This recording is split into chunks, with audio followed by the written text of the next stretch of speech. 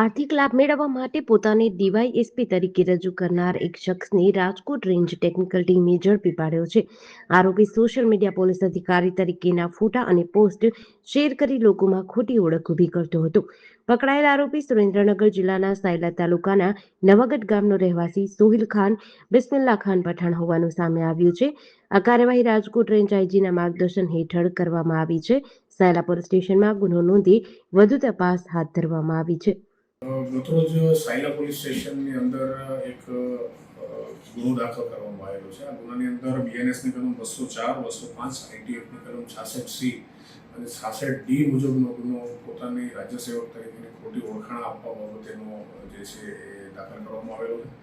આની અંદર રાજકોટ રેન્જની જે ટીમ છે એમના દ્વારા આ જે વ્યક્તિ સોહિલ ખાન બિસ્મિલ્લા ખાન પઠાણ જે છે એની ધરપકડ કરવામાં આવેલી છે અને પૂછપરછ બાદ એમના વિરુદ્ધ ગુનો દાખલ કરી અને એમને હાલ સાયલા પોલીસ સ્ટેશનમાં એમને સોંપવામાં આવેલા છે.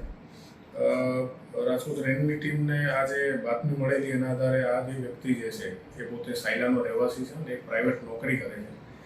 છેલ્લા કેટલાક સમયથી પોતે એઆઈ દ્વારા એડિટ કરેલા પોલીસ અધિકારી તરીકેના પોતાના ફોટોઝ જે છે એ બધી જગ્યાએ અપલોડ કરી અને પોતાની ઓળખાણ છે એ ગુજરાત પોલીસની અંદર ડીવાયએસપી તરીકે પોતે આપતા હોય અને અલગ અલગ લોકો સાથે આ પ્રમાણે એમની વાતચીત કરી અને પોતાને ખોટી ઓળખ આપવાનો જે છે એમને ગુનો કરેલું હોય એવું આ પ્રાથમિક દ્રષ્ટિએ જણાઈ આવે છે. ત્યારબાદ એમણે એક વ્યક્તિ જે છે એમને સાયબર ફ્રોડની અંદર જે અકાઉન્ટ બંધ થયેલું છે એ અકાઉન્ટ ખોલાવી આપવા બાબતે એના અવેજ પેટે 22,000 રૂપિયા એમની પાસેથી લઈ અને પોતે અકાઉન્ટ જે છે એ ખોલી આપવામાં મદદ કરશે એવી પોતાની ઓળખાણ આપી અને આ પ્રકારનો ગુનો જે છે એમણે કરેલો હતો. જે વાતની બાતમી હકીકત રેન્જ જે છે રાજકોટ રેન્જની જે ટીમ છે એમને મળતા આ વ્યક્તિની ગઈકાલે સાયલા ખાતેથી ધરપકડ કરવામાં આવેલી હતી અને ત્યારબાદ એમના વિરુદ્ધમાં કાયદેસરની કાર્યવાહી થયેલી છે.